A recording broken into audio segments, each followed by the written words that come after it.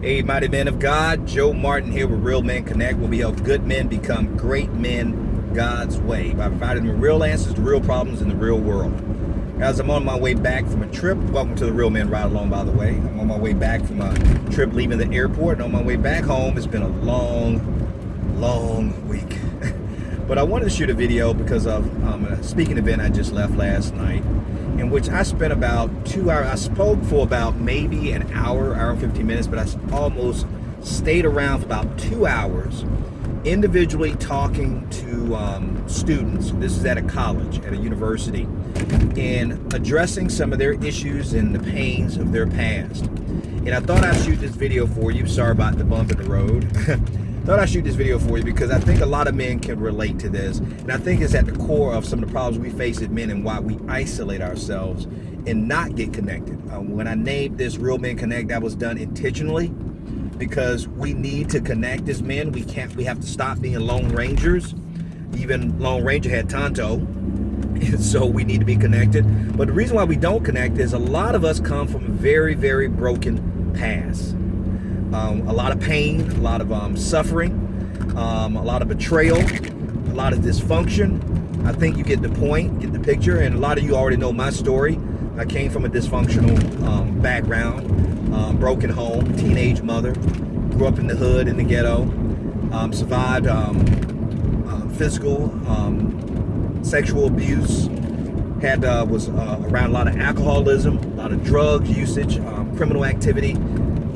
The list goes on. And I'm not saying this for you to have a pity party for me. I'm not here to have a pity party. I'm trying to make a point here.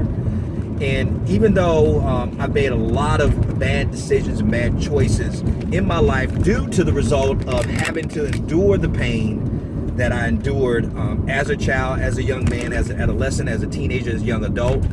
And it cost me a lot in my life. It cost me a marriage that was 16 years long that ended. It cost me a lot of my wealth. Boy did I lose and waste a lot of money due to my stupidity. It cost me some relationships. It cost me friendships. It cost me my reputation, my character. It even jeopardized my future, and I can go on and on. But when you look back at my past, it's easy to see or easy to say that, well, Joe, that makes sense. Look at what you survived and look what you overcame. That's why you had a lot of those issues. And guys, hear me on this. Yes, you're right. And I tell people, yes, you're right, that a lot of the dysfunctions and a lot of bad choices I made was a result of a painful past that I had to endure and overcome. But that just explains my past. My pain and your pain explains your past, but it doesn't excuse your responsibility to make wise and better choices. And one of the best choices you can make is to get connected to men. So, this is not the reason why I shot the video. The reason why I'm shooting this video is I was telling them that a lot of them were not believers, and some of them questioned whether God exists or if God is real. And then they try to look at my life and they said, well, Joe, look, how can you say God is real when he didn't spare you from going through the abuse, the physical and the sexual abuse? Why didn't he spare you from having to live in abject poverty and going some nights where you didn't eat at all? Why didn't he spare you from losing your friends at an early age, burying 6 of your friends before you were 16 years old? Why didn't he spare you of watch your mom go through depression and alcoholism? Why didn't he spare you from all the misery that you saw and you witnessed as a young man? You get the point.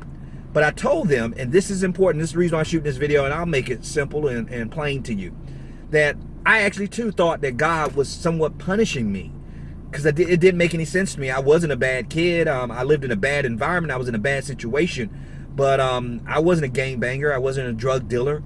I did decently in school. I didn't do great in school, but I never got in trouble, never got suspended, never got detentions or anything like that. So you get the point. I was a pretty good kid, and I was very respectful. It was yes, ma'am, no, sir. And so I too thought that God was punishing me. How could God allow this to happen to a child that he claims he loves? If God is real, why is he protecting me from this? Why is he allowing me to be punished like this? And that's how I saw it. But I told these kids last night, and I said kids, they're young adults, but I told them that I had to recognize and understand as I got older that God was not punishing me. No, he didn't protect me, the way I wanted him to protect me, but he did protect me because guess what? It didn't kill me.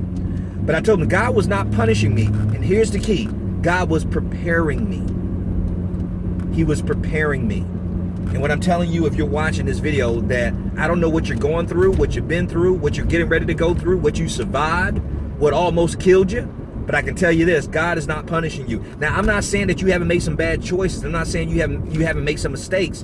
And a lot of this stuff we bring on ourselves is self-sabotage because we're making poor choices. But God knows what he's going to do with your life, and he knows what's already in you. And if you're ready to get your life back on track by being obedient to him, you too will find out that God wasn't punishing you either. And God did protect you, even though it wasn't to the extent that you wanted that protection. Because when we think of protection, we're saying spare us from having to endure anything. And if you look in the Bible, and I know we have a lot of people out there preaching this prosperity gospel, but I'm thinking they're reading the wrong Bible, because the Bible that I read, the greatest men in the Bible had to suffer. The greatest men in the Bible went through hell. And so why would I be spared from going through anything? But I know also that these same great men who suffered greatly, including Jesus, God was preparing for something greater. And I'm telling you that he's not punishing you either.